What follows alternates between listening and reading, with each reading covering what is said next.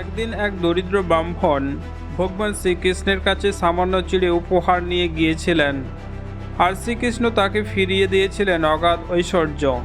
সুদামা ছিলেন শ্রীকৃষ্ণের শৈশবের ঘনিষ্ঠ বন্ধু, কিন্তু জীবনে তিনি ছিলেন চরম দরিদ্র। তার স্ত্রীর অনুরোধে একদিন কৃষ্ণের কাছে যাওয়ার সিদ্ধান্ত নিলেন। সঙ্গে নিয়ে গেলেন ভিক্ষার অল্প চিড়ে। দ্বারকায় পৌঁছে দরিদ্র বেশে কৃষ্ণকে ডাকতেই ভগবান শ্রীকৃষ্ণ স্বয়ং দৌড়ে এসে তাকে জড়িয়ে ধরলেন। রাজা হয়েও কৃষ্ণ বন্ধুর পা ধুয়ে সাদরে আপ্যায়ন করলেন।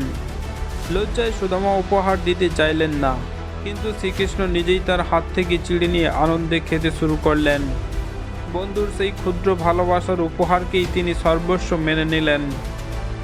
সুদামা বাড়ি ফিরে দেখলেন তার ভাঙা কুঁড়ে ঘর রূপকথার প্রাসাদে পরিণত হয়েছে। শ্রীকৃষ্ণ বন্ধুকে প্রতিদান দিলেন তার আন্তরিক ভক্তি ও ভালোবাসার বিনিময়ে।